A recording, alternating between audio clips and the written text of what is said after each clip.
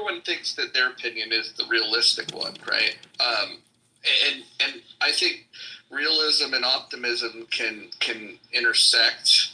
I think that the thing that you might be glossing over here is that for the first time in a really long time, we're having a serious conversation about government spending and the wastefulness of government spending. And I think, again, we're not all going to agree on what cuts need to be made, and that's why these things become difficult.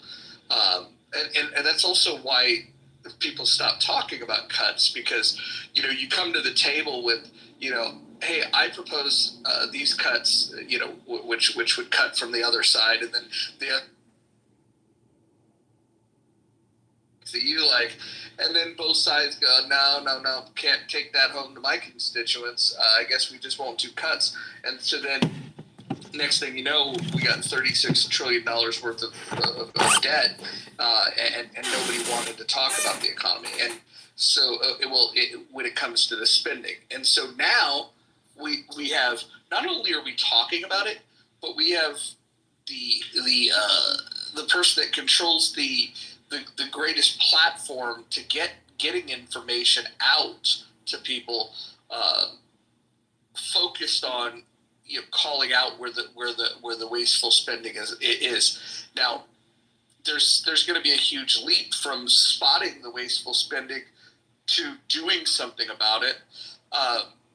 But the first step is to have that conversation, because I think a lot of Americans have forgotten about the fact that we overspend.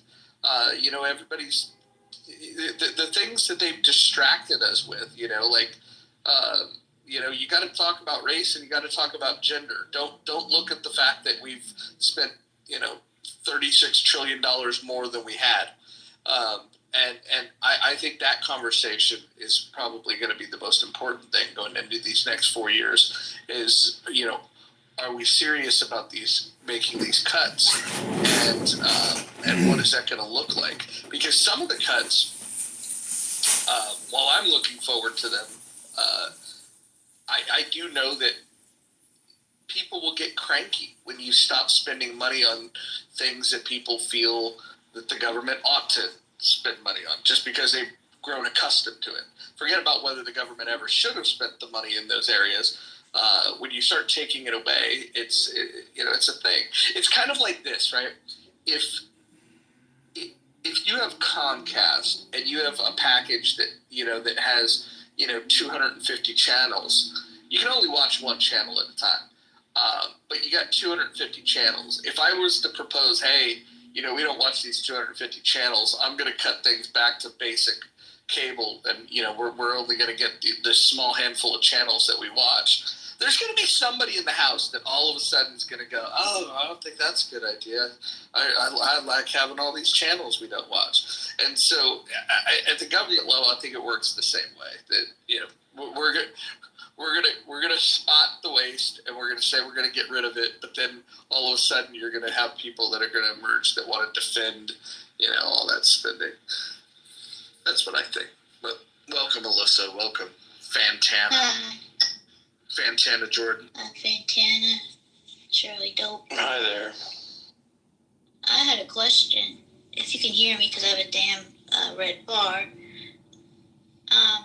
I heard Donald Trump talking about how to reduce spending through this 3-3-3 plan, and it involved 3% times 3 and 3 of something else. And if no one has any idea what I'm talking about, because I can't find it I'm on YouTube. I need to. I'd be like to hear.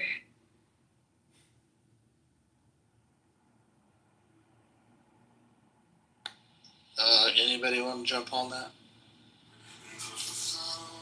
No. I'd have to go look at what you're talking about. I'm not too familiar. Santana, what are you doing this morning? Have you been to sleep yet? Yeah, I'm just getting up here. Okay, all right. Yeah, I haven't had coffee yet. I'm on this new thing where I wake up at 6:30 And through Dr. Catherine's advice, I start my day with lemon water. And I'm going to have my first meal at 10:30. I've been doing that anyways, but I think I'm going to wait for my coffee till 10:30 too. I don't know how I'm going to get through other than talking to you knuckleheads. But the lemon water is a good idea. And I read something that you should reward yourself with coffee after you've gotten something done. The coffee is the reward for getting up. I can't really embrace that other idea, but anyway, I want to be. Shirley, do you like putting butter in your coffee? I put coconut. I do like that idea, but I've been putting coconut oil, and you put it in the blender, and it makes it look like creamer. And coconut oil is a little sweet, and I've been putting D-ribose. Look that one up. I'll spell it for you. D-ribose, and it's a little sweet, and it gives you energy, and it works. It gives you energy. It's amazing. My nutritionist girlfriend told me that 40 years ago, and it's taken me just like the last couple of years to start implementing it. But I'm going to confess to my remedial approach to all of politics right now. I'm just loving the memes.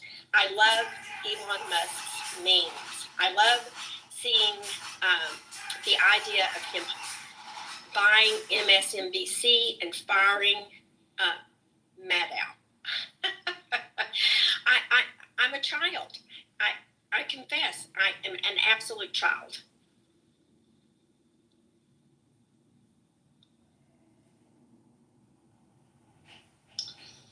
I can't believe that Rachel Maddow had a TV show in the first place. I never found that person to be very funny, or entertaining, or knowledgeable. There's nothing about it. I guess making fun of her is I guess worth it. When I was on Twitter and I was trying to figure out how to make amazing tweets that got retweeted, my most successful tweet was a video of her waving her hands around. Of course, 450 people came online to say she was really a man, which, I'm thinking, oh my God, I'm getting kicked off of Twitter. But if you want a repeatable, retweetable tweet, you just make one of her. She's material. Well, I like Lawrence O'Donnell. I think Stephanie Ruhle has grown on me. Who replaced Rachel Maddow on most weekdays? What's her name? She's pretty good too. But Lawrence O'Donnell, his cutting, biting, dry humor, kind of, I like that. It's funny.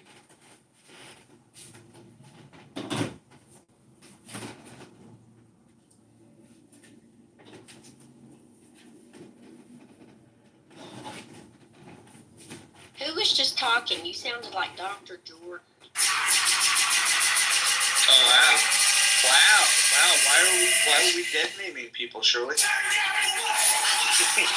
Did I do that? Jesus.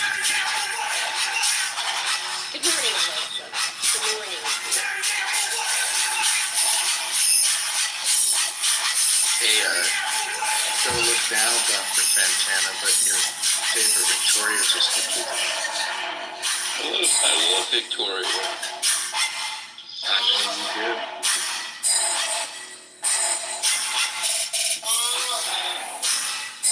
Our hair is much more similar these days. I still don't feel satisfied with the answer you gave the other day about Miss Victoria. We'll get back to that another time. Oh, the other Victoria. I got you.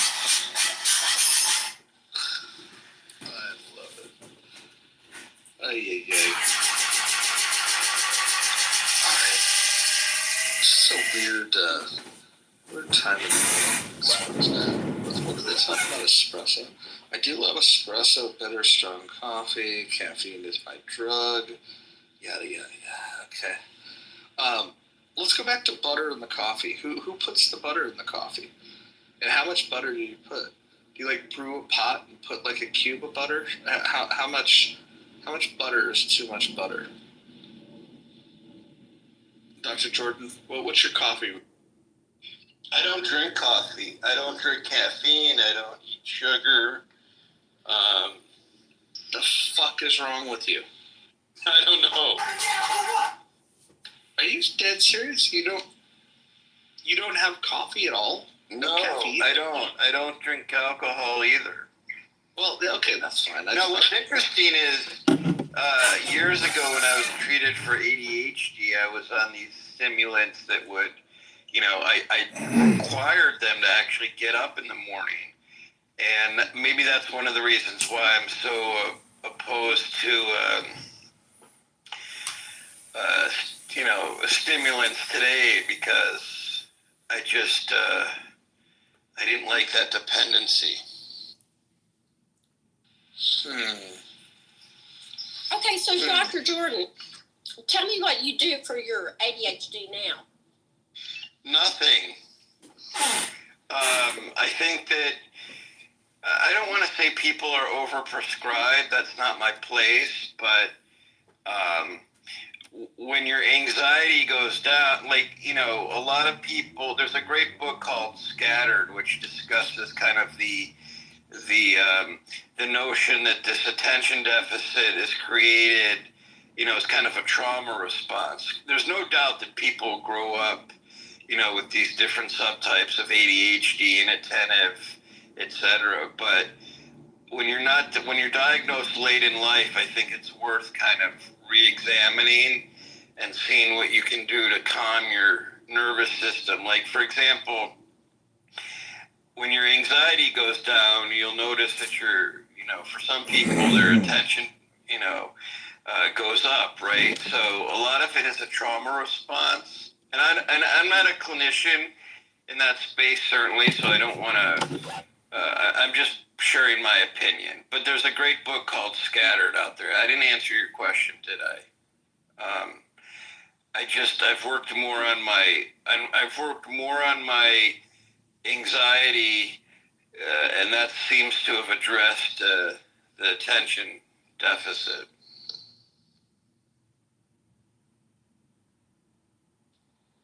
Okay, so tell me one thing. I'm sorry, I'm derattling the conversation here, but so tell me one thing you've done to work on anxiety. ADHD seems to be an issue in my family, and so any kind of and I'm gonna this is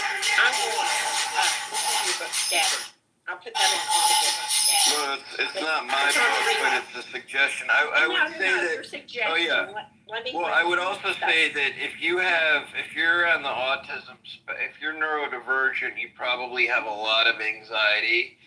I'm not talking about you. I mean, generally speaking, and that was something I also learned. People who are neurodivergent have a ton of anxiety typically, and so, calming the nervous system is key, and exercise, routine.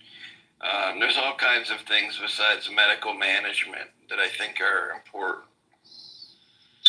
Again, I'm not dispensing medical advice, just opinion.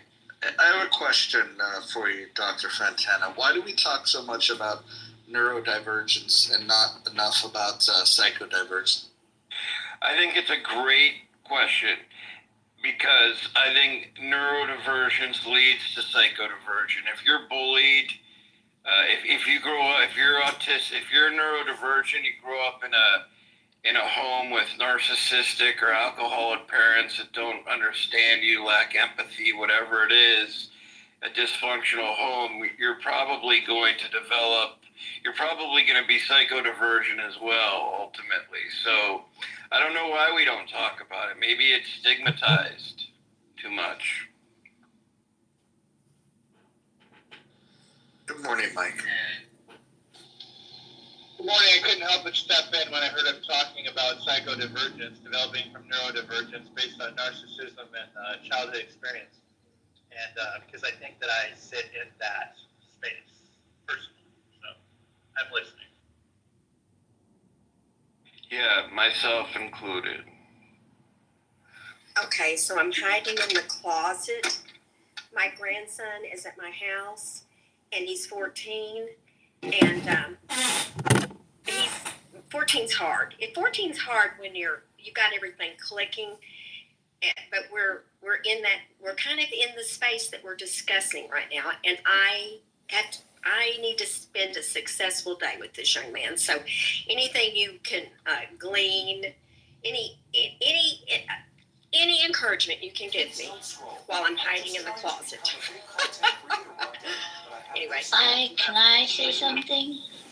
Well, of course, dear. Because I have it myself, and anyone here that knows me really well will probably know that, because I tend to go on tangents, and because not you.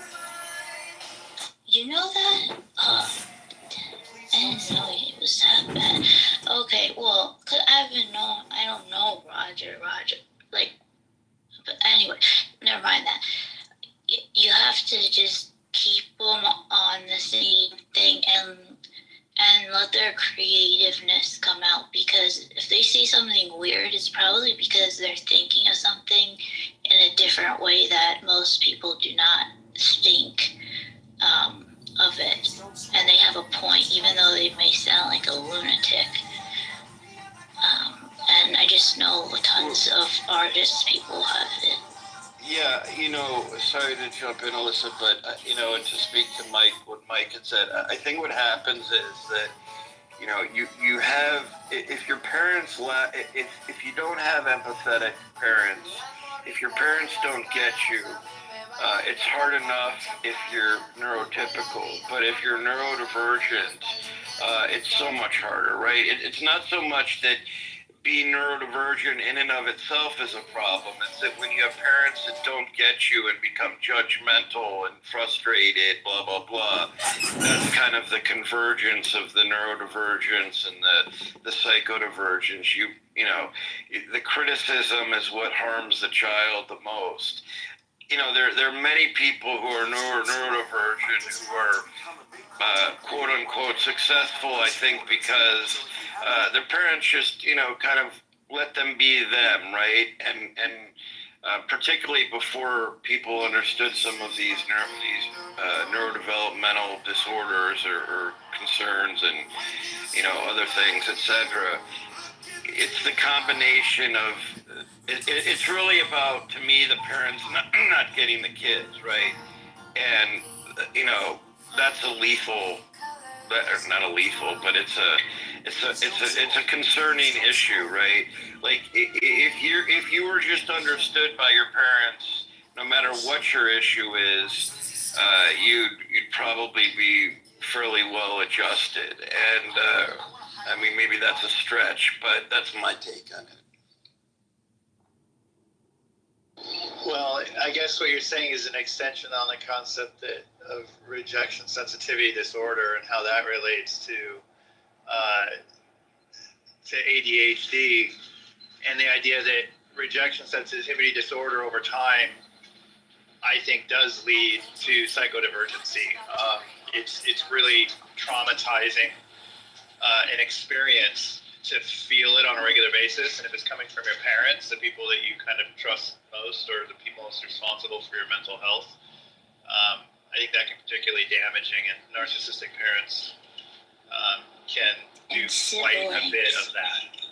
Yeah, people feel rejected. Exactly. Like, I've been reading Mary Trump's latest book, and this isn't a critique of Donald at all. She talks about her own parents and how they were just they didn't understand her. It's really a touching read and moving. And whether you like Donald or not, forget politics, she does a great job as a clinician herself, talking about how she didn't fit in her family, or she never felt good enough. So when when you have narcissistic parents, and even you're neurotypical, right? You're just it's really a problem, and most people, sadly enough, never realize that they are good enough because they don't know that, you know, and this isn't to blame parents, but to say they have no appreciation for their parents' flaws, and so they go through life just, you know, never understand. I was fortunate enough to get plenty of help, but it took many years of therapy to even find the right clinician, right? So I don't want to blame. Okay. Go ahead. Dr. Jordan, About scattered, or is this another one? No. Well, we're The just city. continuing the conversation. I understand, but you were talking about a woman.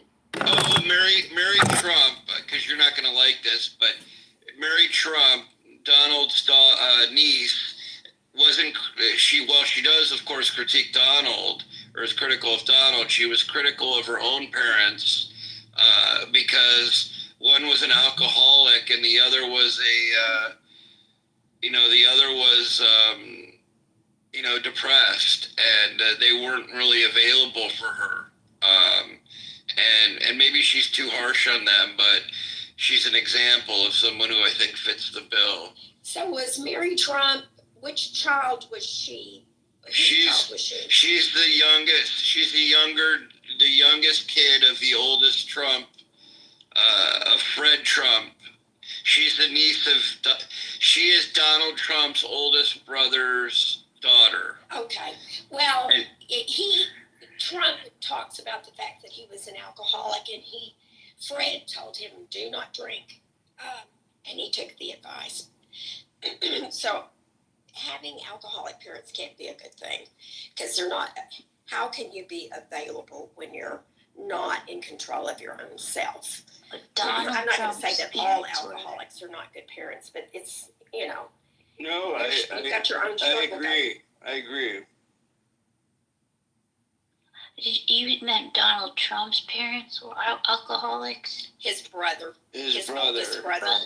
Oh yeah, I heard him say that in an interview, and he said his brother said don't ever drink, and He said what he said about his brother was smarter and more handsome, but he was taken over by alcoholism, and anyway, Well, what happened? This week, my family is burying one of the most precious people in my family that could not get past his alcoholism, and it's very, very.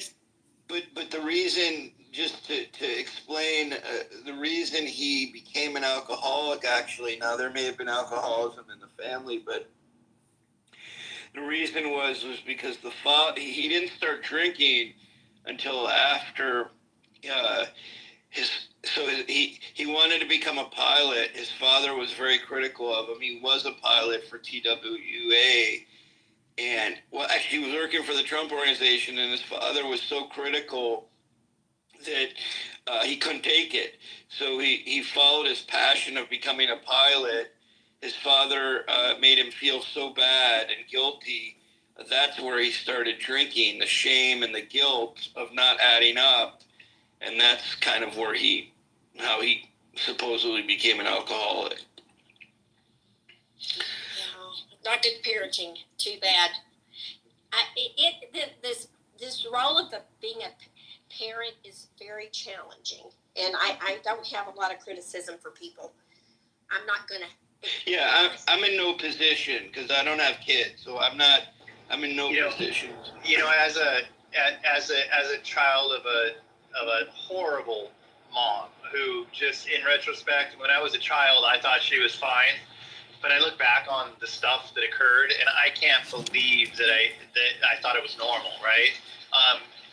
And when I had kids, I started seeing the repeated patterns with my children of the things that by then I had come to terms with and recognized of her, and mainly her massive narcissism, and in my case of my kids, I have twins, boy, girl. When they were about 5 or 6, my mom had 2 boys. my brother and me, and so she took like a weird attachment to my daughter, and mistreated my son, and favored my daughter ridiculously so, and then accused my wife and I of overreacting when we held her accountable, and it was just a cycle. And by the time my kids were 5 or 6, I was like, you know what, fuck it, I've been through this, I'm not putting up with this, and I called her on it, and she denied it, that she was favoring one over the other, and then she said the fateful words to me. She said, well, maybe your daughter is easier to love than your son. And when she said that, I cut her off. I said, well, then you're not going to know either one of them the rest of your life. That's very tragic. So the reality is that I'll finish, but the reality is, as a person that suffers under these types of parents, when we have kids, we have to have the strength to stop that cycle. Donald Trump, I don't think he's busy stopping any cycles from his trauma, but I think that if you focus on your kids, you soon find that the sole objective of any parent should be to stop the cycle of misconduct of the generations before in order to build a healthier bloodline for your descendants. And I think finding the right spouse who isn't traumatized can do wonders. My wife did that for me, but mostly she did it for my kids. She was there as an influence. I knew when to step back and recognize that her influence is going to be better, more positive for my kids than my own, in addition to cutting my mom off from them. So I just think not enough people have the courage to cut off the damaging parents, basically. Did you ever hear? There's a comedian, a famous comedian that died young at 37. OD. And he has this joke he did he had a comedy special. What's the name of the comedian? Mitch Hedberg. Okay. He's my favorite. I love him. Yeah, He's a great guy. And in his special, I don't know if they cut it out because he was so. Oh my God! Between P's echo and Yakov's speaker problems, like I want to die. Too, I think. Yeah, William too. Moral of the story is everybody's sound system sucks.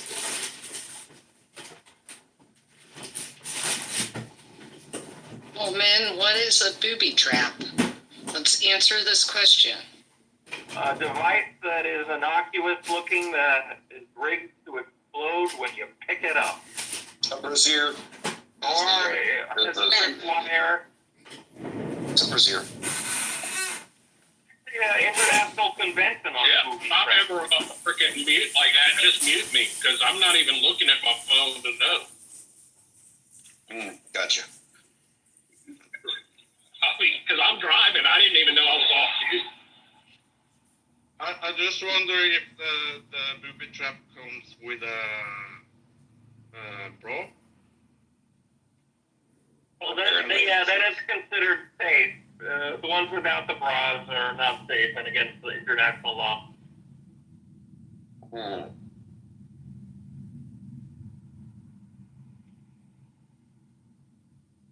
Well, there we solved the issue. Look at us. We're like the little Scooby-Dooby machine over here. Scooby-Dooby. You're in a Scooby-Dooby. I like how everyone was claiming the pagers were booby traps. I mean, they were. Make an argument that they weren't. How?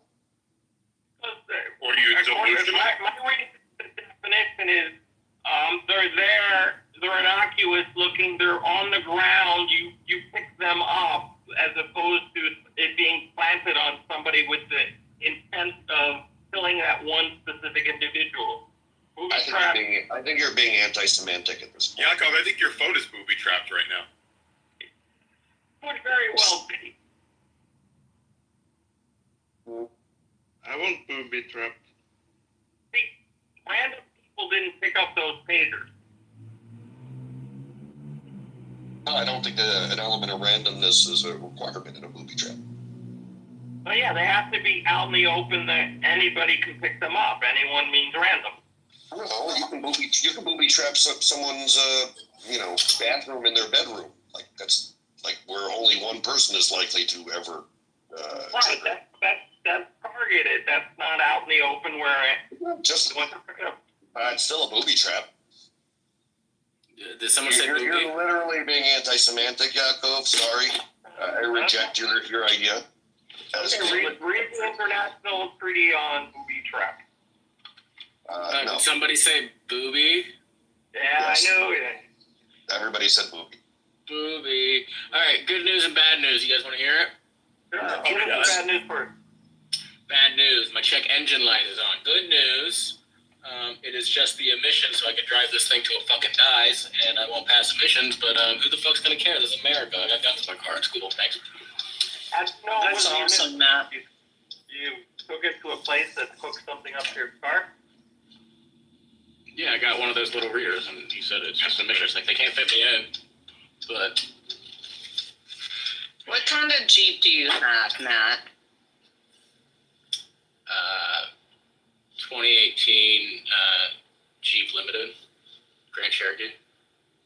Okay, I'm not familiar with that one, but I mean, I have a 2016 Jeep Sahara, and you might need a couple different. I would go to AutoZone. Where did you go? I went to someone I trust. It's good. It's right. He ran the diagnostic. That's what it is. It said I'm good. We got an appointment in. We're money.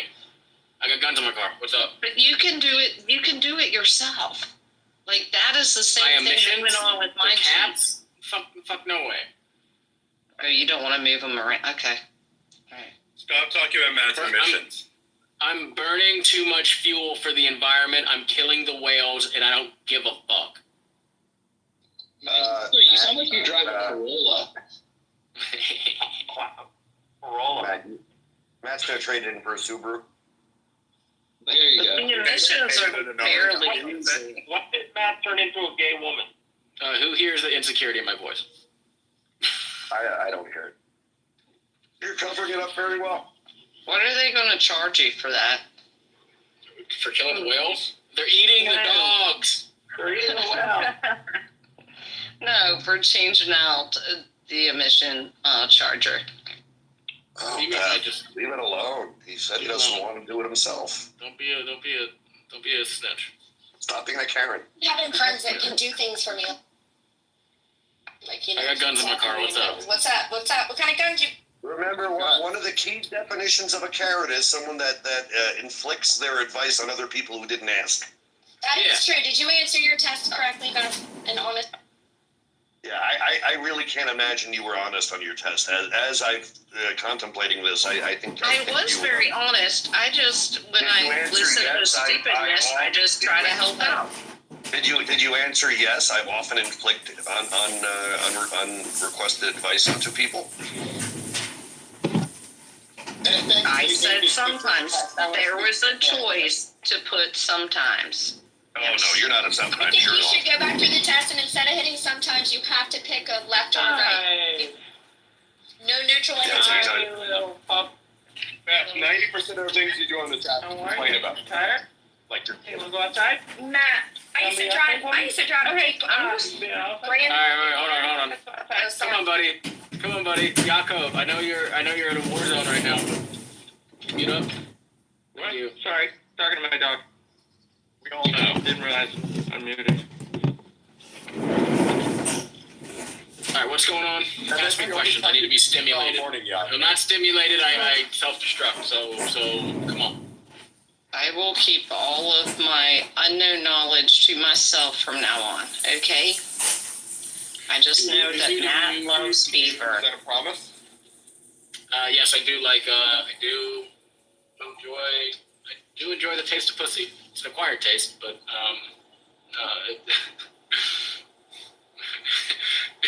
yeah, I could probably live off of that. Like pussy and almonds. That's all I need.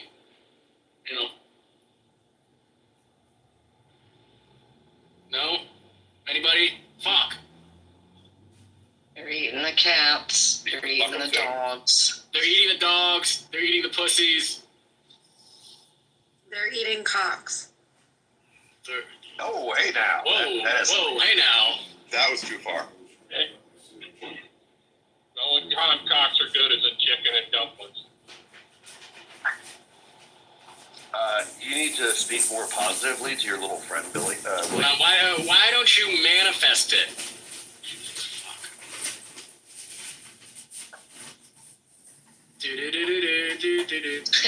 Nice Billy Sunshine. Billy's meeting one of his beavers now. Probably is.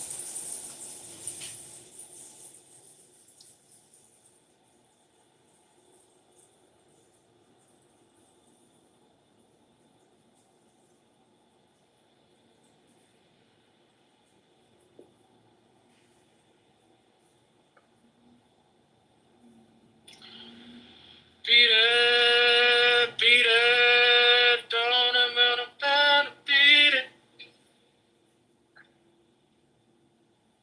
Nobody gets me. The misunderstood clown. No, we're listening to a better song than what you just sang. Sorry, it's Take My Breath Away. I love it. So I'm singing that while you're singing that. That's so bad. No, So bad. Take My, it's That's Berlin. Hills so flat. It's I know, you're in my head with the Michael Jackson song. You're so I'm flat. singing both at once. You're so flat. I'm not I flat. think it's very Shelby Daddy singing I'm not a fucking pedophile. flat. You're so flat. About Ain't beat it. flat, and I'll get there. Give me another cup of coffee. Hold You're- my you're beer. flat. Hold it. You're flat and you Yeah, should I'm be coming embarrassed. back in a big way, bitches. Hold on. Did you say hold my flat? hair? Together. I said, yeah, I did. Back from, yes, about to whip you with it. Are you Oh, ready? shit. Get like tongue touch. Meanwhile, You're gonna She's feel. gonna think You're gonna feel. I'm having ChatGPT write music for me right now. I'm having it write parodies of a Hanukkah song called the Christmas song. A list of people who are Christian, just like you and me. You're flat and you should be embarrassed. I also have That's not a very nice thing. Darling, do you feel my heart beating? Y'all need to hear it. This is another great You're song. on It's it. a, It it's is a on it. banger. Perfect. What's up, Anami? Not much. What's up? How are you? We're celebrating peace in our time. We're gonna have peace in our time. How? Tell me the secret. We are A excited ceasefire about with peace. Israel and Lebanon. There will be peace all over us. Lebanon is going to enforce the, Hezbollah not going past the Litani River. This time it's going to be different. Really? I have If you repeat something enough, it will happen. That's right. I Not a sign of badness. I have fallen in love with ChatGPT 4. Yeah. Like, I hope you have nice I think- Movie her. Is like the whole ceasefire bullshit? I don't buy it, and that's the problem. You have See, to that's the problem. manifest it. That's You the just pro- have to- you're not that's the problem. manifesting. You're not I think it's manifesting bullshit, that. so we might as well shoot a rocket. That's the problem. You know, I think it's just every time they talk about ceasefire, I think like it's like a talking point for politicians to make people busy with something while they're conducting wars. Supposedly it's actually going to happen tonight, and it's happening from the Israeli perspective for expressly political reasons with no expectation that it'll hold. That So- makes sense. Mm-hmm. Yeah, and I totally trust them to make that determination that the timing right now says focus on the South, focus on Iran, wait for this thing to break down, and then, then go back. I think we click reset. Well, But I think people are foolish to think that this means peace. yeah, there's no such thing as peace with terrorists. No, it's a hudna. It's the hudna. It's the hudna for 5 years, and then they go back to kill people. Yeah, exactly. Oh no, it's not going to be 5 years. It's 60. It's 60 days. In 60 days. Yeah, it's time limited. Israel can go right back in after 60 days, regardless. Makes sense. Do we bomb the borders at least in these 60 days, or we let them rearm themselves? Yeah, any time Hezbollah crosses the Litani River, Israel has the right to blow their ass. Oh, okay. So if It is a kind of a peaceful ceasefire. Yeah, I get it. It is very peaceful.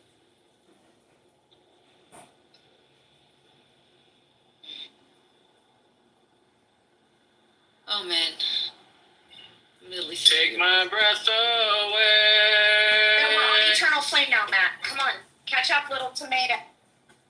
Take me. Give me your hand. Burning on eternal flame. Why are we all butchering the Bengals? What the fuck is happening in my room? No. Jeff, it's Mangle the Bengal. That's true.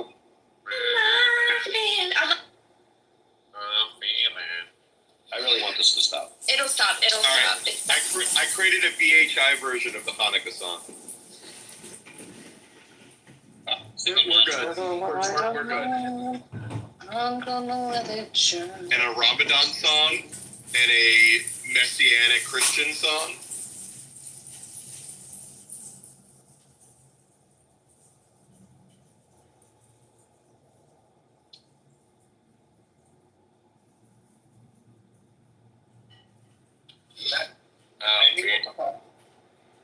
Always had one foot out. Is this really bad that I am now like acting like a college student? I throw my clothes just on the floor and then I gather them up and throw them in the laundry. Like, Yes, I don't terrible. Is that what a college student does, or No, it's not depressing. Depends what you're doing when you throw them on the floor.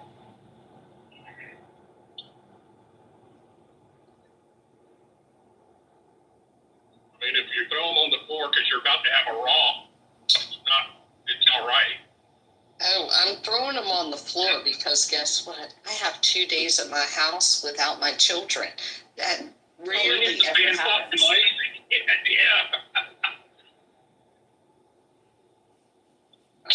I'm the opposite today. I'm about to have 2 days with my children instead of without them. What do y'all think about the International Criminal Court putting a We don't think about it much. Bibi Netanyahu's arrests for crimes against humanity on the Palestinians? I think not only do the crimes against humanity not exist. Hold on, Hugh. Not only do the crimes against humanity not exist, the ICC also doesn't exist, and it really doesn't matter. Also, shut up, Mike. At all? Yeah, I don't think it matters. You don't think Bibi Netanyahu is a war criminal? Nope, don't think he's a war criminal. And by the way, neither does the ICJ or really the ICC. Neither does the IC Wiener. Mm-hmm. Yeah, there's literally, the UN actually just said it like 3 weeks ago that there's nothing that can be construed as a war crime happening. Now, stupid people look at it and want to see war crimes, but, that's on them. There's always going to be a third column of stupid people trying to subvert humanity in the world. If you want to see a war crime, see what happens when people add chocolate to hummus. That's a war crime. That is a war crime. What about Zelensky? You think he's a war criminal? Chocolate, hummus. I don't know enough about Zelensky, but last time I checked, when you're a victim of aggression, defending yourself isn't a war crime. Well, he's extorting money out of the West. They're giving it to him and laundering it back into the... I think, I don't, first of all, extortion isn't a war crime, so what else do you want to say? I'm going to say goodbye, motherfucker. That sounds like a good idea. F, I swear to God, where do you find? They're all fucking friends of Beth. Man, that guy is a lot of fun at parties, I bet. He is. You should see, he's a ventriloquist, too. They are not my He can actually make his friends. voice sound to come out of his asshole. I think the doll has its hand up his ass, Jeff, so I think it's the other way around. Beth, was that one of yours? No, that's one of Beth's friends, Chris's Kyler. That's that. Oh, that weirdo. Yes, your I'm friend. sorry. I wasn't looking at my phone. God. Yeah, the guy is a weirdo. The people that Karen be Karen him. Here's the thing. I'm going to start coming to the conclusion that Beth has good taste in female friends, And when it comes to men, she thinks with her dick and has very low standards because all of her male friends are fucking weirdos. Seriously. You got to think with with the head on top of your shoulders, not with your dick. Between Beth and Cackles, we get a very interesting group of people in here when they're in here. I mean, Cackles people aren't like problematic. No, there's like They're not like, not the smartest folk, but they're kind of freakish. I mean, that guy is not my friend. I had to throw him out of our space the other day. I didn't even look at my phone. I was trying to get dressed, okay? I've been naked for the last 5 minutes. I mean, And that then is get consistent with dressed. the rules of this house. Just to remind everybody, you can be naked. You cannot say the word vegan or bidet. Coffee is optional. Coffee is optional. Oh, good. You finally changed your name, Hugh. You spelled it wrong, though, because that's Hugh Janus. Spelling it hard. No, it's pronounced Janus. Yeah, that's not how that would actually be. It's French. It's Janus. You need to add a Y.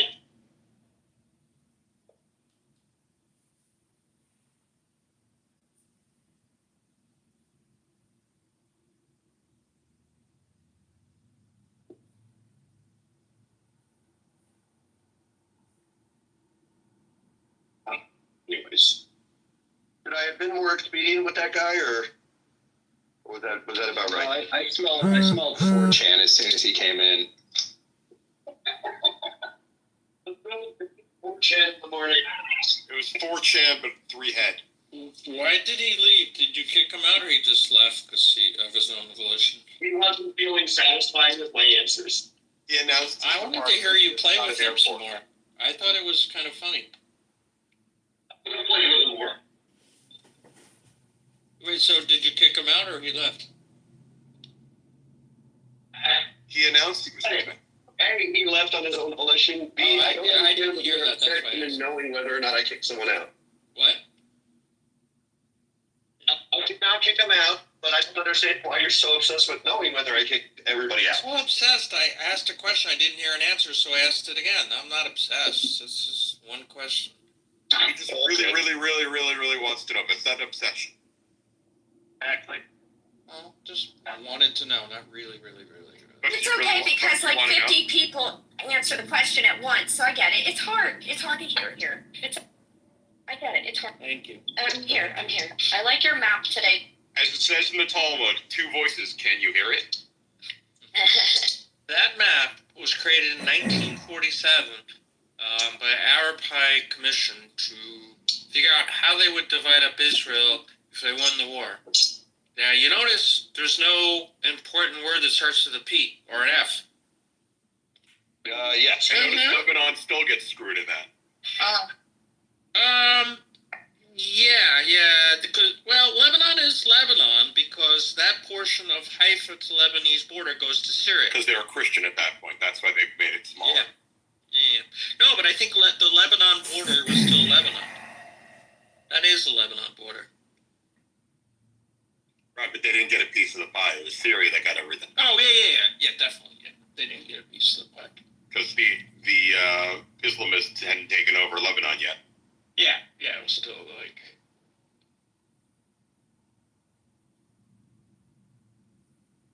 It'd be good if there was some more labels on that. Yeah. I'm trying to find a better map. I mean, that's probably the map. Yeah, it's unfortunately not very good. It's terrible cartography. Terrible. Maybe they should have given... I the same thing I thought when I first saw it was they should have had better... They should have hired Jewish cartographers. Yeah, I would have helped them. Well, I wasn't alive, but had I been alive, I would have, increased the font size, changed the shading to be a little bit slightly more pronounced, de-emphasize the Mediterranean, standard stuff. And made the border of the borders a little thicker. It's too thin a line. Were you really not alive? You're pretty Oh, yeah. You know, that's a really interesting thing. You know, the whole Taba thing was a cartographic problem? No. Well, the border between Israel and Egypt in Taba was drawn by the British, like using like a 3-point, which is a really thick pen in the map. And the Israelis said, well, the border is at the bottom of the line. And the Egyptians said, no, the border's at the top of the line. So they agreed to binding arbitration. They decided to split it down the middle. And the Avias Nest Hotel, which was a really big, that's where we spent our honeymoon, in the south of Eilat, and Taba was south of the middle of the line. So Egypt got it. It's now a complete dump, but that's what they agreed to. And Israel gave back Taba. Who knew? All because of cartography. That is chameleon. They come and go. They come and go. This is going to be fun here in a couple minutes. I got to hijack my car and go over to my friend's house, and I'm going to let her talk to y'all. That's my friend from Israel. She be like, I've never allowed her on this app before, but I will let her talk. She's funny as fuck. What do you mean you're I swear I'm going to hide my car. What do you mean you're going to hijack your car? Isn't it your car? It's my car. I'm just hiding it because, my knucklehead wants to swap me out cars, but I'm not letting him take no. So I just like to do this for fun, Matt. It's like I just take this car and leave, and then when he comes, he's like, "Where's your mom?" And the kids are like, "We don't know," and he doesn't know where my friend lives now. So, I'm gonna bring her on. My new car has a thing I can track it on. What did you get? What kind of car did you get, Matt? QX50. It's the same car that my past 3 cars have been. Oh, you finally decided on one? You never want to break the mold a little bit, or you just great car? It's great. It's a wonderful car. Yeah, it's a luxury car. I splurge on it, and I like nice things. Yeah, no, I know. But now I can start it remotely, which is really cool. And, lock it remotely and track it. Can you use it from your phone 12 miles away, 5G kind of thing? I'm trying to figure it out. I haven't really explored yet, but I'm trying to figure out if I can turn on the heater while I'm gone. I'll turn on the air conditioning when I'm leaving the doctor's office. So when I get down in the summer, it's cold. 47 degrees right now, and I have to go drive somewhere. And I bet once UPS, I have to sign for something UPS, but then I got to drive. And I'm like, it's really cold outside. I can start the engine with the heater too. I don't know if I can do that. Yeah, you can. Well, it depends on the car. I can turn on the engine. I don't know about setting the thermostat. I haven't done that yet. Another breaking news item. According to RoyaNews.tv, which, as we all know, doesn't like Jews, there was a attempted bombing that was foiled by Jordanian security services. Israel is claiming the target was the Israeli embassy. Jordan is claiming the guy was taken on drug charges. But in any case, hopefully he gets the death penalty. Wait, the target was the embassy in Jordan? Yes, apparently. I mean, there was shooting there a couple of days ago at the Israeli embassy in Jordan, right? The Israeli embassy, in fairness, is unoccupied since October 7th, but Israel's not occupying it? No. That's a first. That's Where what I they read. made the jump from bomb to drug charges. That's a pretty big spread there. I guess they the occupation. Drug charges in the Middle East are kind of a euphemism for drug. Or euphemism for what? Drug charges are a euphemism in the Middle East for the government wants you dead. Oh, yeah. In Iran, they hang you from cranes.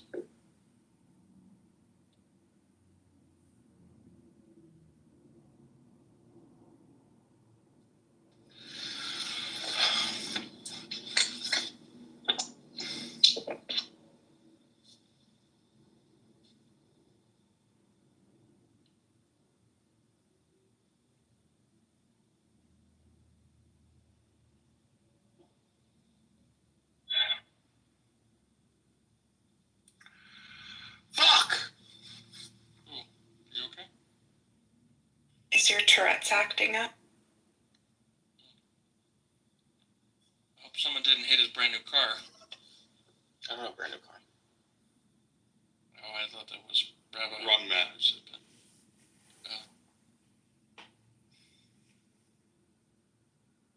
I gotta go. Okay. This is in an airport. You don't have to announce your departure.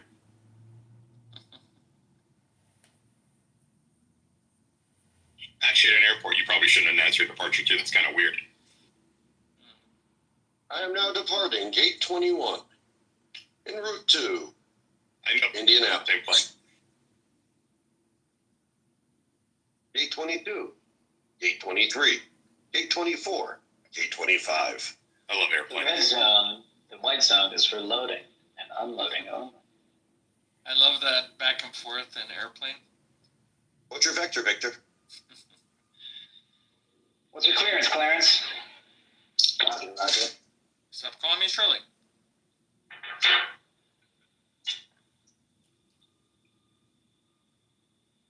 You ever been in a Turkish prison, Billy? Kind of obscene how well we all know that particular movie. I told you who the producers wanted to play the pilot. No, I don't think so. Oh, Barry Manilow. The people who I think were eventually the Sony executives, whoever was producing that or the studio in charge of that movie, laughed for 3 days straight. They were trying to convince them that Barry Manilow is the guy. They finally went with what's the name of that actor who really did Leslie Nielsen. No, not the guy on the right, the guy on the left. His name is Bill Pullman. Bill Packman. Bill. No. Are you talking about the actual pilots, or are you talking about? Hold on, the guy who dated or fell in love with the flight attendant Julie. Stryker. Yeah, Stryker. Yeah. Stryker. Robert Stack. Oh, hold on a second. This is somebody else. I'm gonna go defer to Billy on this one because I don't know his name and Billy's old. Hold on. Is it? No, Robert Stack.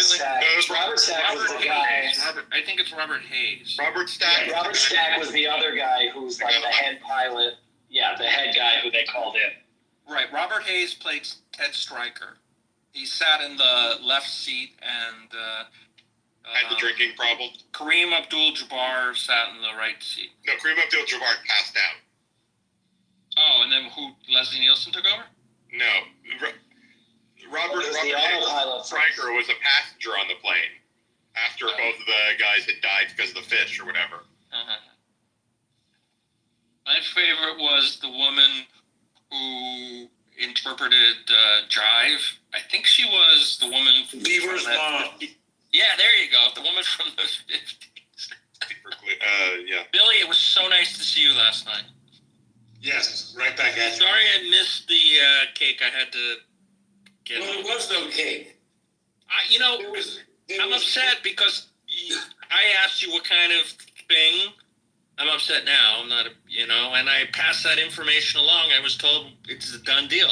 There were supposed to be 2 cakes. Yeah. But they ended up putting the candles in the a big slice of cheesecake. Okay. It was great. It was great. But a good time was had by all. Yes, and what a great group of beautiful Jewish women. Oh my God! Oh my God. Yeah.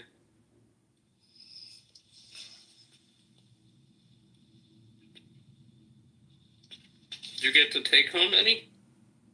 No. Benji took the Uber with me, but I didn't. I didn't aggress like a man is supposed to.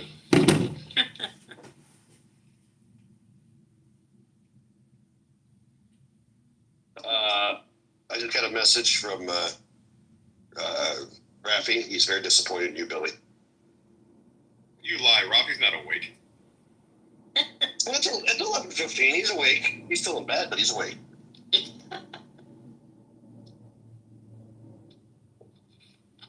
I mean, mate. I think he took last night off because he said he partied way too much this weekend. J-Post reported Netanyahu's going to speak in an hour and 40 minutes. 8 p.m. local time. How many poor guys died in the northern campaign? Any idea?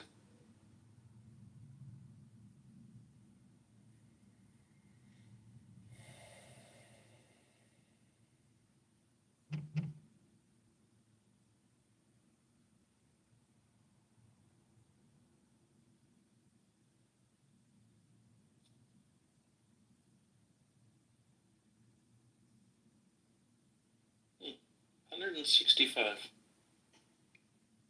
Did we already hear how the New York party was? Or, Jakob, were you at it? I was indeed. I was. Yes. It was very nice. It was really, really nice to meet, put faces to names. It was in a very loud.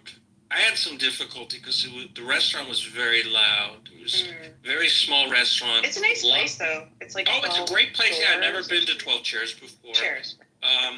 It's a lot of people in a small space. Yeah. It's a private party room. I was like, "Where's the private party room? We're like a big group." And she's like, "Your table's over there."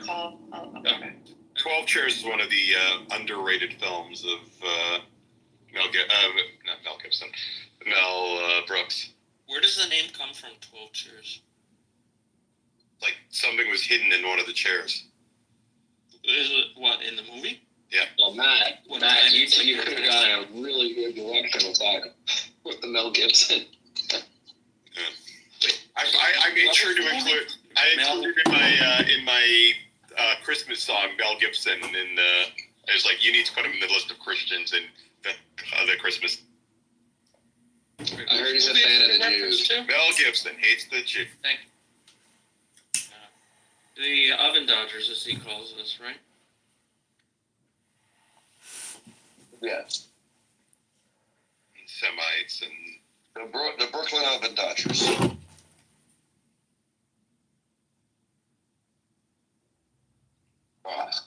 Anyways. Were you guys joking about Mel Gibson? Wasn't Mel Brooks? No, Mel Brooks is not an anti-Semite? Yeah, no, I know. 12 Chairs is... I'm confused, sorry. Yeah, I started saying Mel Gibson, and then I corrected myself, said Mel Brooks. My brain just kept on processing Mel Gibson. I kept on hearing Mel Gibson in my head. By the way, that was Mel Brooks' real name, Melvin Kaminsky. Yeah. Well, he's still alive. I only got through half hour of his most recent History of the World series. It was painful to watch. It was, I don't know why you can't top that artistry from the original movie. Like, they shouldn't have tried. I've only watched the first couple of episodes so far. I enjoyed it. Oh, really? I like they had the guy from Veep playing Abraham Lincoln. The guy from Beef. Which guy? Veep. Veep, the guy that played Jonah on Veep, was Abraham Lincoln. I still think Larry David's funnier than Mel Brooks, though. Not really. Oh, come on. They're differently funny. They're very different kinds of humor. I don't know. At least, but in terms of commercial success, I don't know. I don't know if anybody touches Larry David.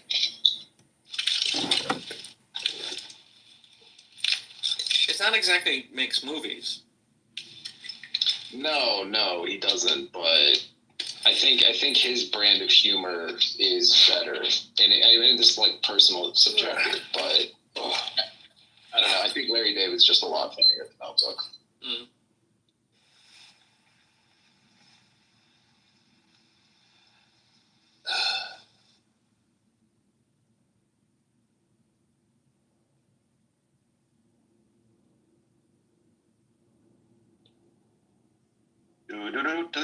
Do.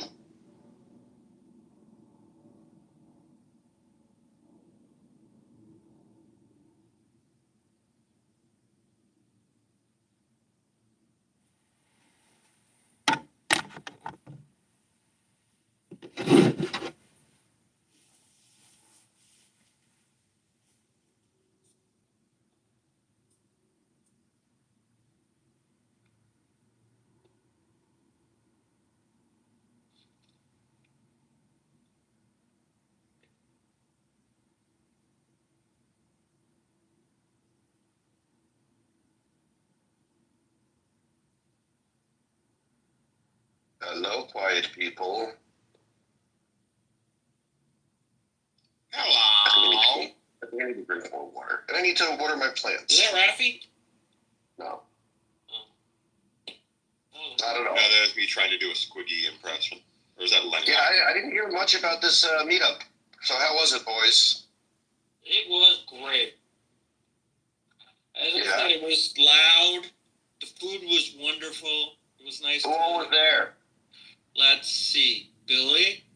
I'll go around the table in my head. Billy, Randy, Rahel. Wait, Rahel? Which Rahel? I know, Mountain Dew Rahel. Ariel. Oh, okay. Ariel, yeah, sorry, Ariel. Ava. Let's see. McZed and McZed's wife. There was a woman who I did know. I think it must have been a friend of McZed's wife. Shmendi.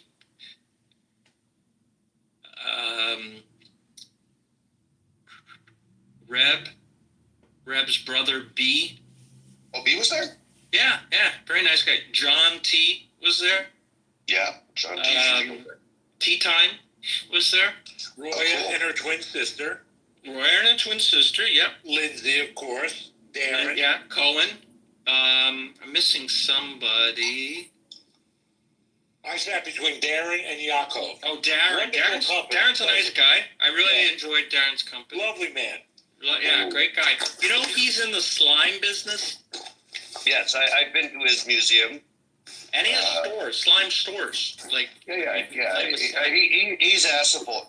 Affable. That's a much better word than what I meant to say. Affable. Yeah, very but nice that doesn't guy. make him any less of a psychopath. Oh, really? Seems like mixed reviews. I'm getting mixed reviews here. Really? Who else? Am I missing anybody, Billy? I don't think so. There was somebody. Hold on, I gotta look at the photo. Let me look at the photo. It's very nice. Yeah, it went from like 8. I was there from 8 to like 10.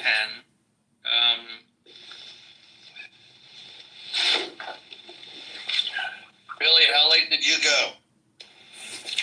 It was till about 10:30, quarter of 11, I think. Oh, wow. Party animals. Yeah, we closed the place. Well, that was 8 p.m. his time. We didn't get in until about 8:15, 8:30. Yeah. No, Billy, when you come down here, I hope you're prepared to stay out later. I don't know that I'm capable. I may have to go back to my cocaine use. Okay. We can take care of that. No early bird special in that part of Florida. No, there's no early bird specials anywhere anymore. Once the baby boom came along, the restaurants couldn't afford it and they stopped doing it. Yeah, I think I got all the people. That was everybody. Okay. Oh, you look like you had a good time in the video with the candles, Billy. I had a great time. Wow, it's amazing how much Roy's sister looks like her. I've not noticed that. Yeah, I thought it was amazing how much she didn't look like her. Yeah, they're supposedly identical twins. Yeah, they don't look exactly. If they don't look identical, then it goes the other way. Yaakov thought he was No, I mean, they didn't look identical, but they, it seemed like they were sisters, like they could have been sisters like a year apart. Like, Yaakov thought he was seeing double. He saw 4 of them. Well, I They were 2 minutes apart. Oh, you asked that question? Yeah, we chatted about it. Yeah. I remember you asking who was older. Roya, I think, is older, right? Yeah, that's right. That's right. It was fun. She was having a good old time.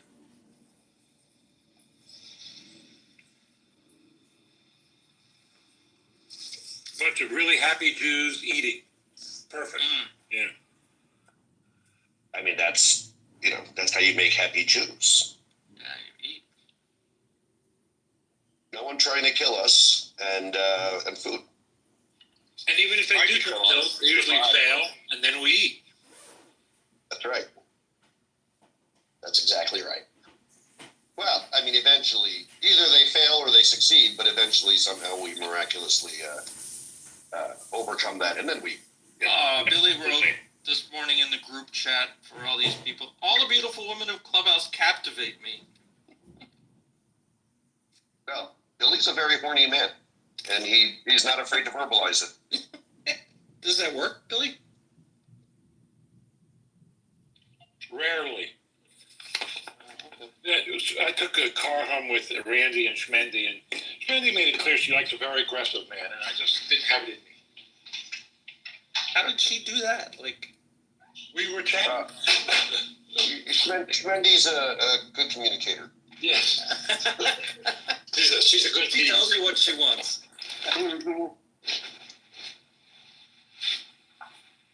Billy, of course, I say you're a very horny man with the utmost respect. Oh, I know that, Jeff.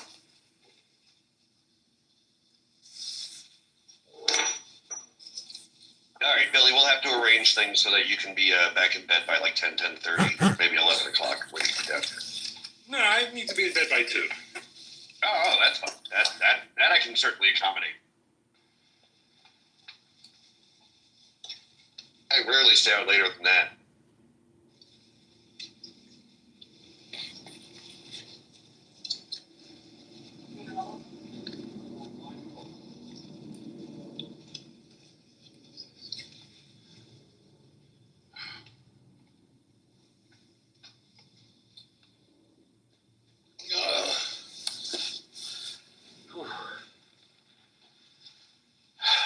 I'm already out of breath.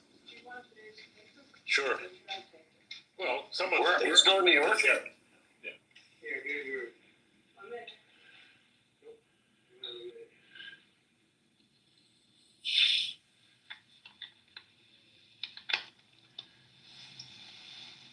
Already out of breath, but you still with Randy? What's that? Billy said he's already out of breath. I was wondering if he's still with Randy. Oh, no. He said he's with his beaver girl. Ah, okay. How was the Beaver Girl last night? Karen? All I know is my Beaver about Girl. you. What? I'm staying with Karen, who is was one of the roommates of my wife at Beaver College, an all-woman school. Isn't that amazing? Who names an all-girl college Beaver? Exactly. Well, the reason it got its name is it was originally in Beaver, Pennsylvania. I don't care what it's called. I'm where it is. You just don't. Well, exactly. None of the women would have chosen Beaver if they were hip to what it really was. Right, Karen? What's that? Women at Bryn Mawr. When you chose Beaver College, did you know about the fact that pussy is called Beaver? No. Exactly. Yeah. Were you shocked when you found out? Yep. Actually, no. I was already in, and my geometry teacher cracked up when I told her where I was going. And she said, "Do you know what beaver means?" And that's when you learned. Yeah. Yeah. It's now, it allowed men in, and it's now called Arcadia University.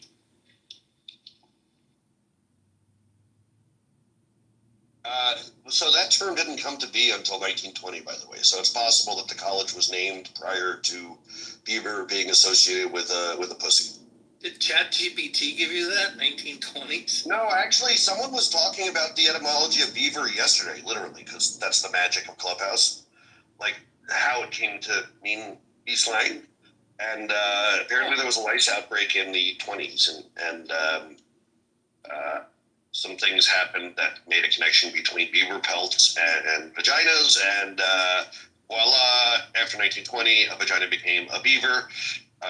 So depending on when Beaver College actually started, it might not have actually meant that.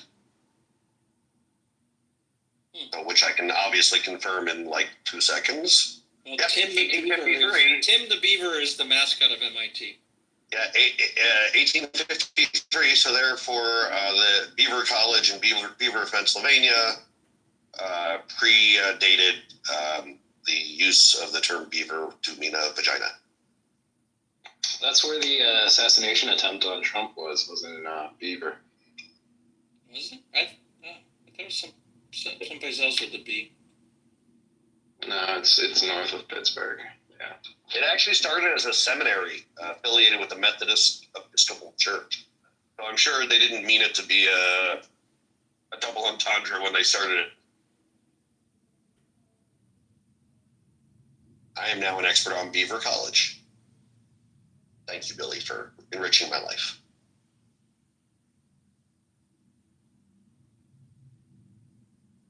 Hi, guys.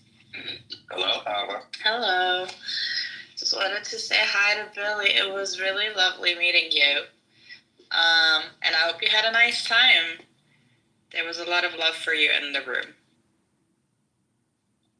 It was my pleasure, Father. I was so happy. It was great. Great evening. It's nice to meet you, Father. You're beautiful and you're wonderful.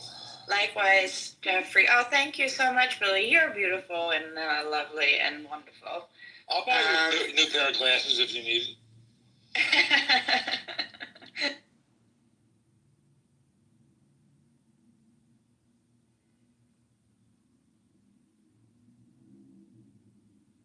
Billy was rocking, I don't know, was it this hat you were wearing last night? No, right?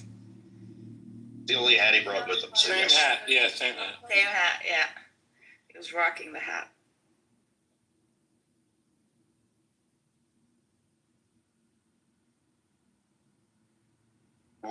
Billy and I are going to spend some, one-on-one time when he comes down here next week. So I don't have to share him like you did.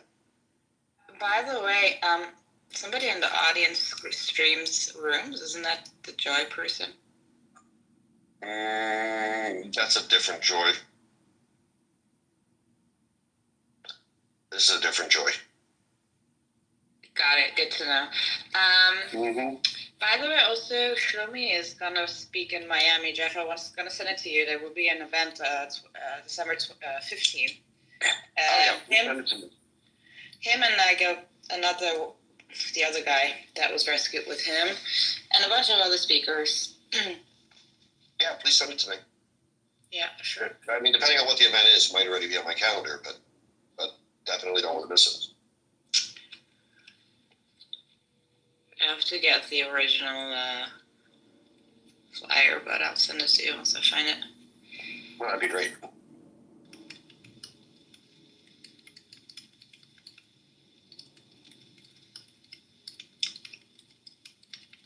Yeah, and I'll be here on the 15th. I'm going back to India on the 19th briefly for my daughter's 21st birthday. Weird. Mazel tov. India. Thank you. Oh, Indiana. Oh, sorry.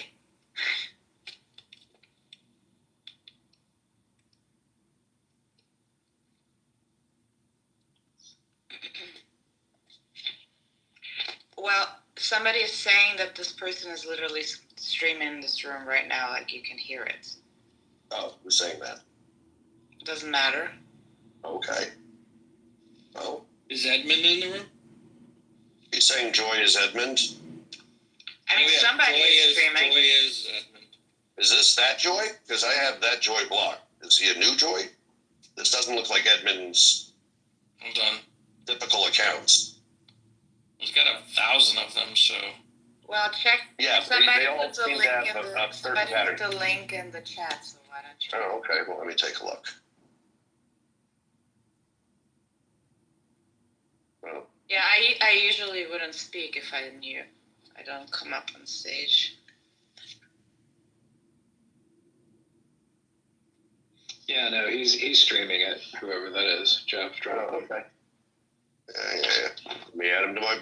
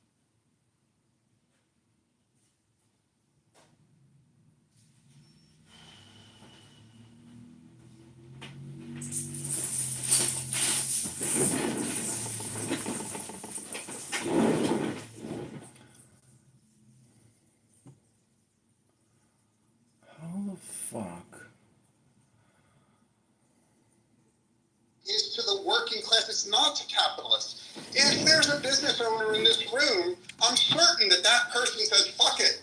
I want 1 billion desperate workers. I want workers on their knees begging me for a job. I enjoy the power, right? As a business owner, I enjoy having power over workers. I want 1 million desperate workers. I want workers to grovel. I want them to be happy to accept as little as possible. I don't criticize the business owners in this room for wanting millions of desperate workers that they can abuse. There's nothing wrong with that. That's the nature of owning a business. But my loyalty is to the workers. So yes, Mayor, every motherfucking thing you accuse me of is true. I want the government to use guns to create a labor shortage so that the working class gets higher wages and better treatment. I'm done speaking. You're welcome to shit on my views now that you understand. I understand that, but I disagree. I think we came to a good point of content that we're just not going to agree on. So respectfully, let's disagree on that point. It's a difference in morals. It's a difference in morals. I'm done speaking.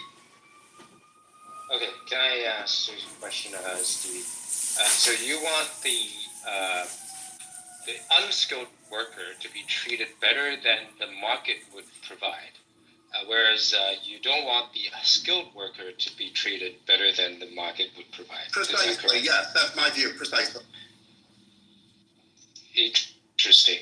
I would say that you were saying that America is too altruistic, but you seem to be selectively altruistic towards a certain sector. Yes, that's exactly true. I feel generosity and altruism towards American citizens who were born without any intelligence. And I feel my altruism is so great that I am willing to prefer the interests of unskilled, unsmart Americans over the interests of smart Americans and also over the interests of business owners. And I'm also willing to prefer their interests over the interests of foreigners. There's 100 constituencies competing for money, 100 constituencies, and I think the Bible says a man cannot serve more than one master. So my altruism, my political philosophy is in service of my fellow American citizens who are born with low IQ. And my policies that I advocate in this room are unpopular.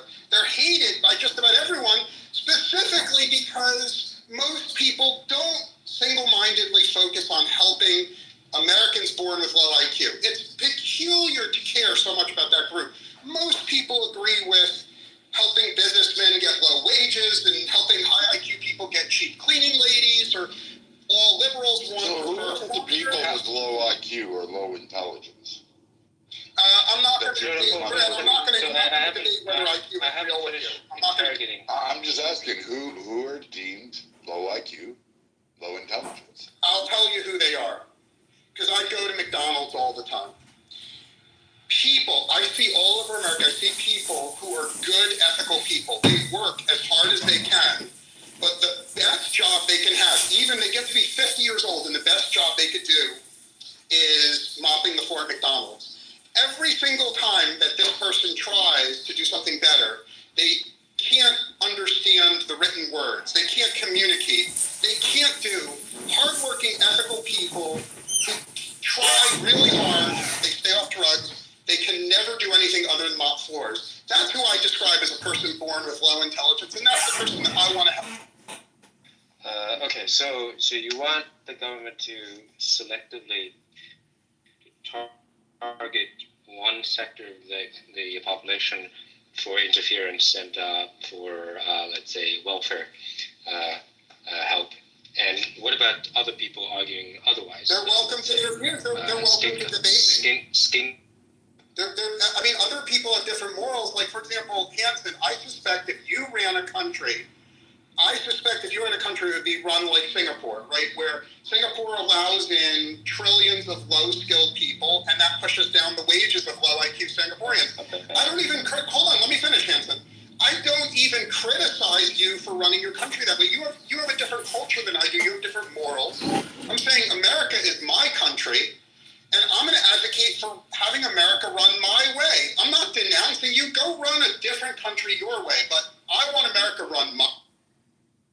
Yeah. I understand you want your America to run your way. I'm just saying that you seem to be not different from other people who want the government to treat a certain sector of population differently, say according to their skin color, you just according to their IQ, and somebody else want to have better treatment, special treatment for, let's say, sexes and genders. So you're not any different from other people. Well, I think I am different in that my views lead to a more even income distribution, a more even wealth distribution, and a more even distribution. So now you're going for communism. So now you're going for socialism, communism. No, I don't consider myself. I don't consider myself a communist. I'm saying I want an America. Well, you said distribution. Yeah, you just said redistribution of wealth. Yeah, by okay, coercion, Hanson, you got by me. government Okay. coercion. Yeah. Yeah, you're going for communism. No, it's right? not communism. That's not true. That's not true. You're exposed. You're exposed. Yeah, no, I'm not going for communism at all because I don't believe in giving welfare to people who don't work. What I'm advocating for, Hanson, is an America where every single person who's born with a low IQ can get a good, decently paying job. And the government doesn't have to pay welfare to create that. The government doesn't have to interfere in the labor market. The government doesn't have to set rent controls. The government of America only has to do one simple, easy thing.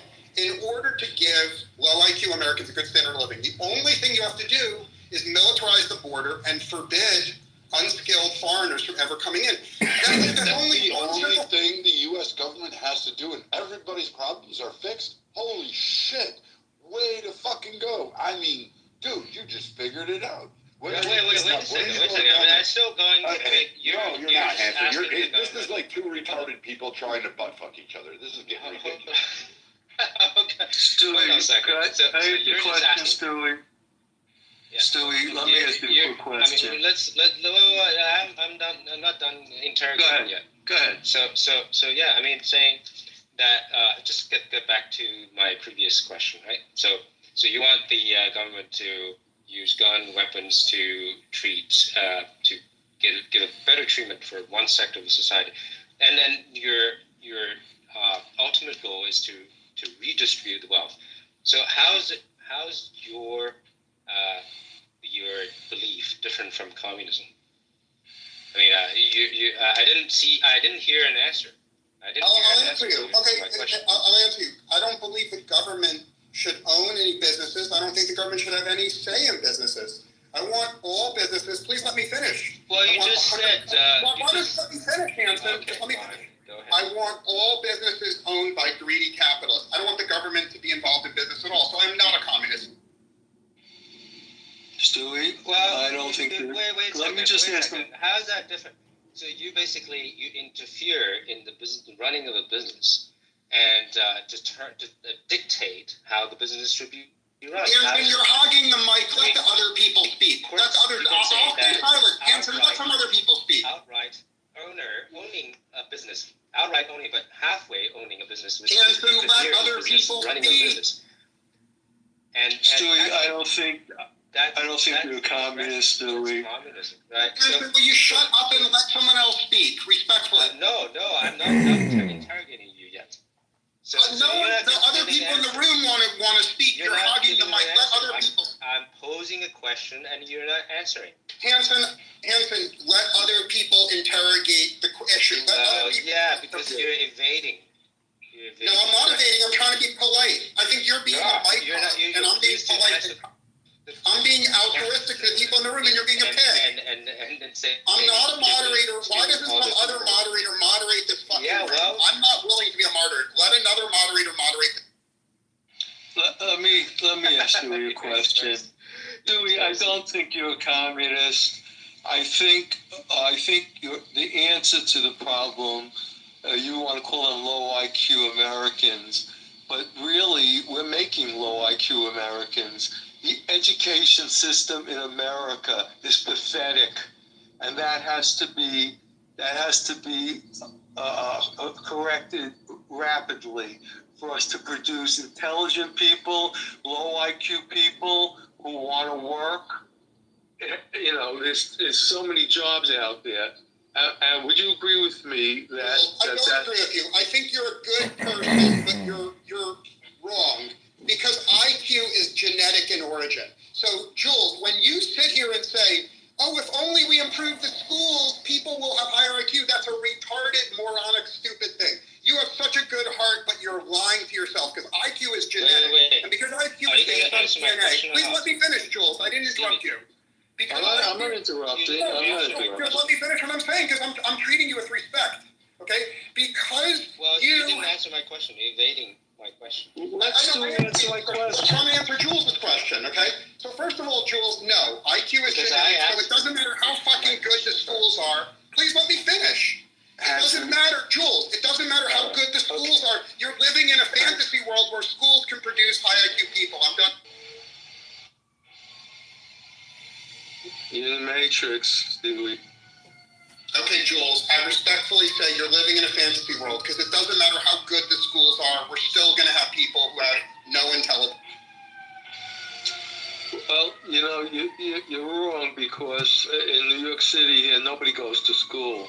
I mean, the people who passed the math regents were like 2%, and we could do much, much better than that. There's low IQ and there's not even trying. That's what I'm saying, Stewie. Great. So And you're not a to ask your question, I think I respect you very much, Jules. Let someone else ask a question, and someone else should moderate this room aggressively. I'm not fucking willing to moderate. Yeah, I so, respect okay. you too, Stewie. Are you done? Are you done? No, just let me say one last thing to Stewie. I respect you too, and I think Stewie makes a lot of sense. Stewie, am I wrong in saying you're an American first person, and that's where a lot of your responses come from? Not only am I America first, I'm America only, and not only am I America first, my loyalty is to Americans who are born with low intelligence, and that makes me very, very different because almost no one on Clubhouse has really worries about the interests of low intelligence Americans.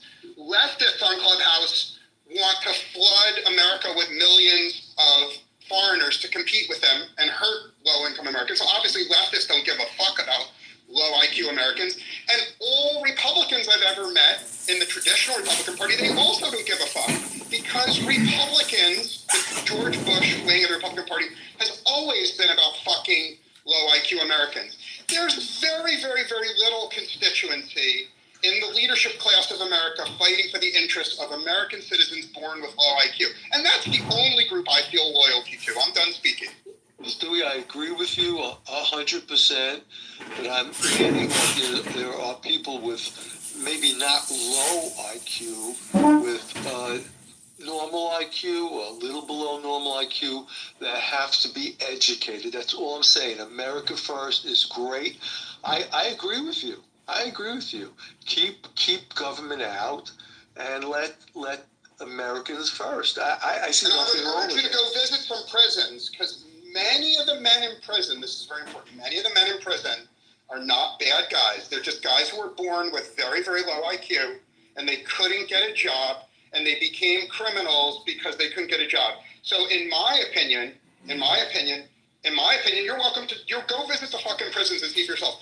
The people who are 50% of people Why don't you in let me prison finish? are foster care. They come from abusive backgrounds. It has nothing to do with intellect. 70% of prisoners were in the foster care system, and it's more of a mental thing than it is an intellectual thing. You were wrong.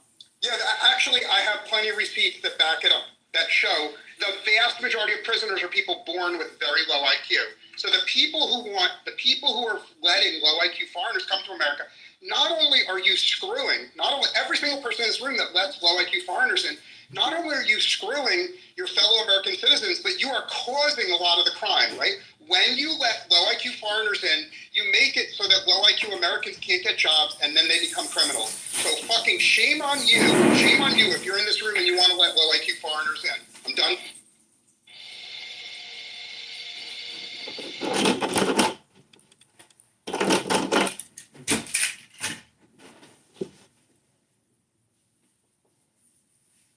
And as usual, with all the shit I spout off, I have hundreds of receipts. So people can message me if you want receipts that prove that people born with low IQ wind up going to prison. And if you want proof that letting in millions of low IQ foreigners pushes down wages of low IQ Americans, I have ample receipts. And shame on you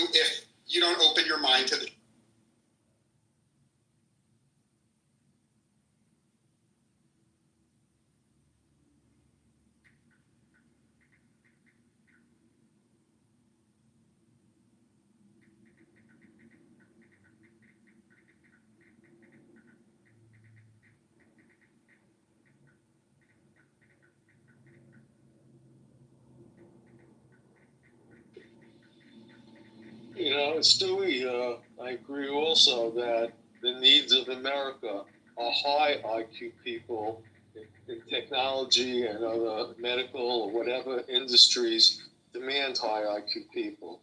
Those should be priority. They should be prioritized over low income people. It's nice and compassionate to let. No, I said low income, low IQ people. It's nice and compassionate to let low IQ people in, but the needs of America do come first, and that I agree with you, Steve. And I just posted in the room chat the Pew study that shows hundreds and hundreds and hundreds of millions of very, very, very low IQ foreigners want to move to America and compete for jobs with low IQ Americans. So this is not a theoretical thing. Unless we have a heavily militarized border, we get hundreds of millions of low IQ immigrants who fuck low IQ Americans badly. Read the link. If anyone thinks I'm exaggerating, read the link, because we're looking at an apocalyptic crisis for low IQ Americans.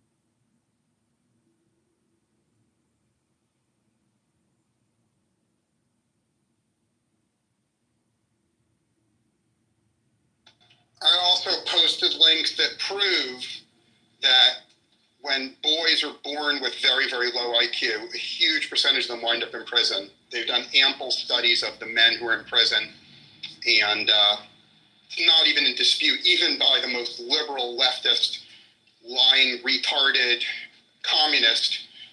There's no dispute among any scholars that boys born with low IQ have a hard time getting a job, and then they wind up in prison.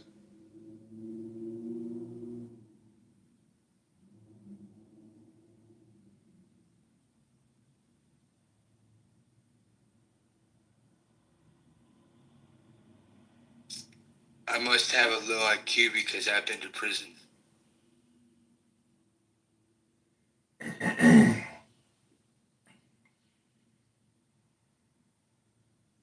That's a fallacy. If you know of one super high IQ prisoner, it's literally retarded to claim that that means all prisoners are not low IQ. It's hard to believe you'd even make such a retarded. Well, he did say it was low IQ, so he may even have that. Very hard for me to pick up on who's sincere and who's troll. Well, Stewie, there are people with high IQs that go to prison because they think they're too smart. Crypto people. Didn't Bernie Madoff go to prison? Yeah, Bernie Madoff. Was it Eastwood? Yeah, that's why you need prison. You even if But he's low IQ though, because he went to prison, right? Even if it's really easy for people to get jobs, there's still going to be scumbags who go to prison. What I'm saying is, if it was easy for low IQ people to get jobs, we would have fewer prisoners, not zero. We'd have. So you think lower IQ people can't get jobs? Yes, that is my contention. In many parts of America, men with very low IQ cannot get jobs. Interesting. Stewie, what do you consider? I've driven across America many times. I've visited these places where low IQ, there's an unemployment rate, and whenever there's even a little bit of unemployment, capitalists, business owners will choose the better workers. If you are inherently a shittier worker, you're the last hired and first fired. So businesses will not hire the lowest IQ men unless there's a labor shortage. You think we sit around when we hire people and ask them what their IQ points are based on some test that you have in your head. No, but job performance is tightly correlated. In fact, job performance is so tightly correlated to IQ that the military, and anyone can Google this, the military tried accepting low IQ soldiers, and they accidentally killed so many people that the military banned them. And in fact, and you could fucking Google this, the military has a policy, if your IQ test score is lower than 83, you cannot be accepted into any role in the military. Because men with IQs under 83 make so many stupid fucking boneheaded decisions, they kill people. Now, Brad, you may not like that, but if you fucking Google it, you'll see it. 83 is the cutoff. Google it, my friend. I mean, I'm aware of the ASVAB, the score on ASVAB, you get past a certain percentage point than that. And that does deal with IQ, some baseline intelligence. If you can spell your name, add 2 plus 2. You know, can you insert a triangle into a hole? Things like that. Basically, you get 30 points just for writing your name on the fucking test. So it's not really hard. And you know what? I've met a lot of dumbass fucking people in the military in my life. In my career, and even on this app, I've met some of the stupidest motherfuckers that were carrying guns, driving tanks, driving ships, driving nuclear submarines, driving fucking nuclear ships, operating operating missile batteries, whole host of that shit. They're on this app. And a lot of them are dumb, or what you would deem dumb as fuck. And I wouldn't trust them to use a garden hose correctly. But somehow or another, they managed to get through the ASVAB. That's where you're only partially right. So the military has records of people using heavy equipment who were born with high IQ and people born with low IQ. And what the records show very clearly is people who are born with below average IQ, they crash the trucks more. They crash the ships more. They accidentally blow a shit up. So, now, people in the military may not want to hear this, but the fact of the matter is that on average, when the military accepts someone with an IQ test score of 95, they make a lot more fucking boneheaded mistakes than when they accept someone with 105. Now, that is not comfortable to people to know, but your performance in the U.S. military in most tasks does depend on your IQ being above 83. And if it's not above 83, it's been proven for 50 years. They have 50 fucking motherfucking years of data. If they accept someone under 83, they fuck up. They accidentally kill their fellow soldiers. So, Brad, IQ does matter, respectfully. It matters in the private sector. It also matters in the military. Respect. What IQ test are you referring to that we took when we enlisted? It's called the Armed Forces Qualifying Test, and it's exactly correlated to the standard IQ test. I know you may not have the IQ to actually handle what goes on in the military. Yeah, but Brad, you're in denial. You're not comfortable with the fact that when a human being takes an IQ test, it often predicts their performance in life. You don't like that. You don't like that fact, so you argue against it, even though in your heart you know it's true. You guys are talking. I'd like to break in here. You guys are talking about two different kinds of tests. No, it's the same. Well, can I just make a quick point and then you can rebut it?